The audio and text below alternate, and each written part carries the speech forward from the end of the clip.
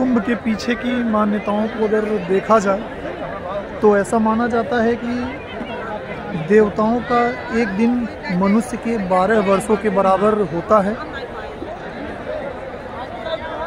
इस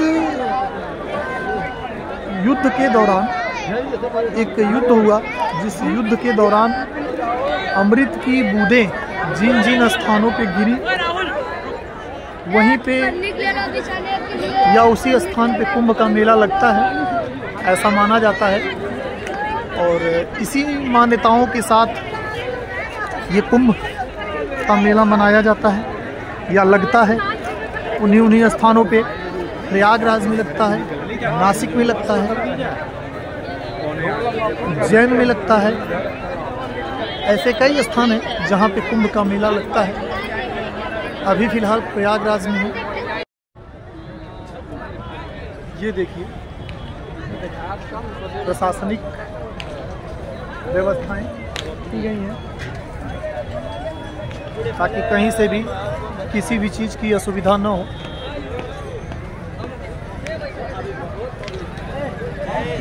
इन लोगों की सोच को देखिए और इस भव्य और दिव्य कुंभ में जब आप आएंगे तो आपको खुद लगेगा कि वाकई इंतजामात जो किए गए हैं वो इंतजामात काफ़ी अच्छे हैं, काफ़ी सहायक हैं। अभी आप इन व्यवस्थाओं को देखिए, समझिए और जानिए कि आखिर इसके पीछे का उद्देश्य क्या है। आखिर क्यों भारत महान कहा जाता है, क्यों भारत महान है, ये सब उसी का एक हिस्सा है। आप देखेंगे तो आपको समझ में आएगा कि भारत ही एक ऐसा देश जहाँ पे ये सब सारी चीज़ें आपको देखने को मिलेंगी। ये भारत देश अपने आप में बहुत कुछ बयां करता हुआ, बहुत कुछ चीज़ें आपको दिख जाएंगी। इन सब चीज़ों के बीच में आपको बहुत सारी चीज़ें दिख जाएंगी। ये संगम का पूरा एरिया, प्रयागराज का पूरा एरिया, कहा जाए तो त्रिवेणी का पूरा एरिया, ये पूरा क्षेत्र आपको दिखेगा। हर चीज़ यहाँ पे आपको व्यवस्थित दिखेगा, व्यवस्थित करने की कोशिश की गई है और उस प्रयास का आपको दिखेगा भी कि क्या वाकई प्रयास किया गया है, बड़े स्तर पे प्रयास किया गया है और वो आपको दिख जाएगा। तो आप देखिए इन प्रयासों में कितना दम है, क्या चीज़ें की गई हैं, किस तरीके से व्यवस्थित की गई हैं। इन सब सारी चीज़ों को देखिए और समझिए। हमारा फिर यही कहना है कि आप लोग प्रयागराज जरूर आएं और एक बार आस्था की डुबकी लगाएं और अपने जीवन को धन्य बनाएं, क्योंकि ये मानव शरीर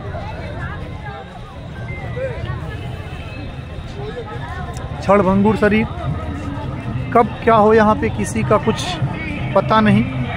तो इसलिए आप लोग यहाँ पे आएं ज़रूर और आस्था की डुबकी लगाएं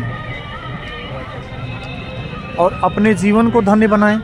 ये मानव की जो शरीर है, इस शरीर को एक बार इस त्रिवेणी संगम के जल से अभिसिंचित करते हुए अपने जीवन को धन्य बनाएं। आस्था का ये पर्व महाकुंभ 2025 देखिए, इसके नज़ारे देखिए, यहाँ के लोगों को देखिए, आस्था देखिए, सब कुछ आपको इस कैमरे के माध्यम से नजर आ जाएगा। हर हर गंगे। इन बारीकियों को समझिए, इस पर्व को समझिए, इस महाकुंभ को समझिए। अपने आप में ये एक अद्भुत, अविश्वसनीय और अकल्पनीय नज़ारे आपको देखने को मिलेंगे। यहाँ पे तरह तरह के लोग दिखेंगे, तरह तरह का रंग दिखेगा, तरह तरह की इस संस्कृति में आपको देखने को मिलेगा। यहाँ पे इस कुंभ में शाही स्नान की विशेष महत्ता है। यहाँ पे शाही स्नान भी होते हैं इस कुंभ में और विशेष स्थान रखते हैं। नागा साधुओं का भी स्नान होता है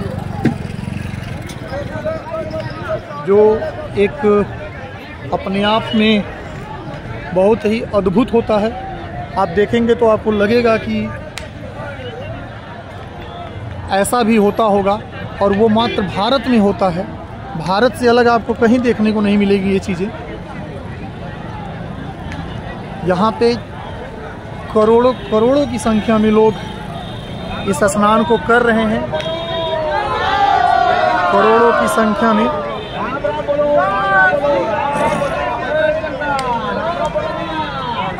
की संख्या में लोग स्नान कर रहे हैं। आप देखेंगे, आप समझेंगे। जो हजारों की संख्या में, करोड़ों करोड़ों की संख्या में आपको देखने को मिलेगा। और यहाँ पे मौनी अमावस्या को एक शाही स्नान होता है, वो आपको देखने को मिलेगा। आएंगे तो आप देखेंगे शाही स्नान क्या होता है, कैसे होता है। ये देखिए, ये भारत के प्रधानमंत्री और इस प्रदेश के मुख्यमंत्री।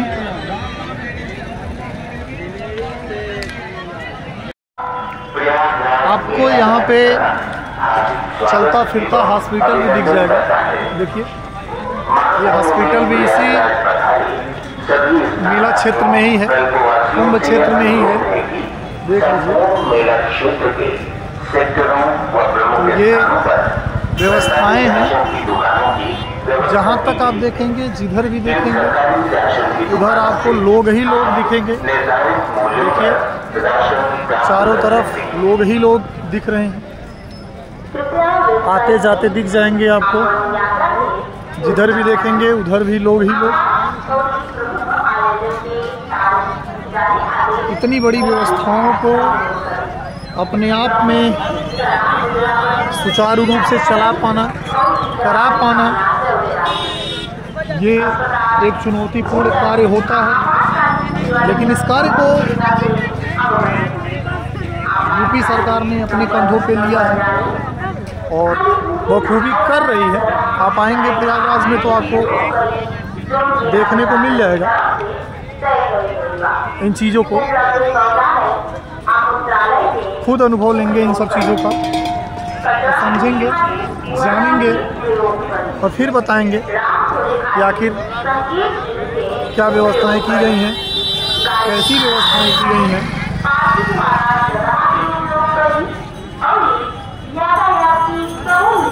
तो इन सब सारी व्यवस्थाओं को देख लीजिए, समझ लीजिए। इसमें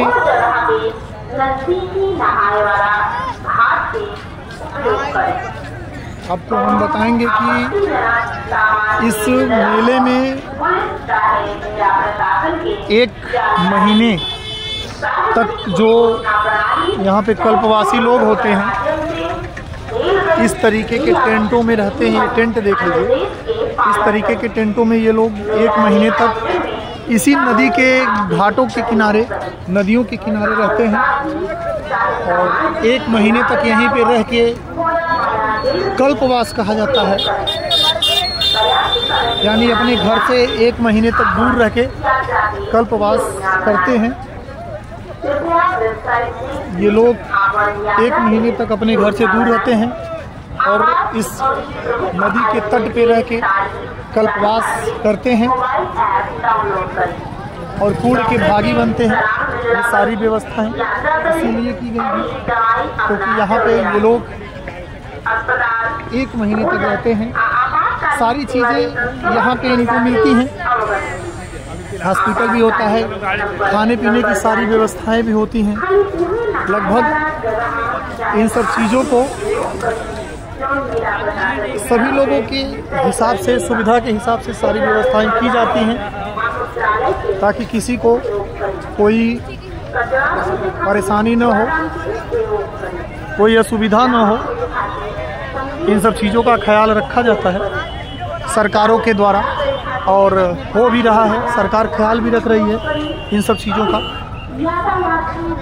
प्रशासनिक चीज़ों को देख लीजिए, पूरे प्रशासनिक महकमे को देख लीजिए जो यहाँ पे मौजूद है, लोगों की मदद के लिए मौजूद है, और मदद अपने हिसाब से कर भी रही है। किसी को कोई परेशानी न हो, इन सब चीज़ों का ख्याल रखा जा रहा है। देखिए इन सब चीज़ों को समझिए, इन बारीकियों को। कुंभ मेले की कहानी के बारे में अगर आपको बताएं तो कुंभ का मेला एक साहित्यकार थे जिनके अनुसार कुंभ का मेला ऐसा माना जाता है कि भगवान विष्णु अमृत का घड़ा लेकर जा रहे थे, तभी राक्षसों से हाथापाई हुई, यानी कि छीना झपटी हुई। और इस छीना झपटी में जो बूंदे, यानी कि जो बूंदे गिरी जमीन के ऊपर, वहीं से इस कुंभ की शुरुआत हुई। और ये कुंभ का मेला अगर देखा जाए तो पूरे भारत में 4 जगहों पे लगता है। नासिक में, हरिद्वार में, उज्जैन में और प्रयागराज में। तो आपको बताएं ये 4 जगह हैं भारत के जहाँ पे कुंभ का मेला लगता है। अपने आप में ये 4 स्थान काफ़ी स्थान रखते हैं। नासिक में भी ये मेला या ये धार्मिक आयोजन होता है नासिक में, उज्जैन में और प्रयागराज में। तो भी फिलहाल 2025 का कुंभ चल रहा है जो आप लोगों के सामने ही है। देखिए ये भव्य कुंभ, दिव्य कुंभ, आस्था का ये समागम आप देखिए। जहाँ देखेंगे वहाँ लोग नज़र आएंगे, जहाँ देखेंगे वहाँ आस्था नज़र आएगी। तो इस देखिए कि भारत एक आस्था वाला देश, यहाँ पे हर गली, हर मोहल्ले, हर कूचे में आपको आस्था ही आस्था दिखेगी। ये मात्र भारत जैसे देश में ही संभव है और भारत में ही होता है। तो ये आस्था का महासमागम, और ये समागम इस बार 2025 कुंभ अभी प्रयागराज में चल रहा है।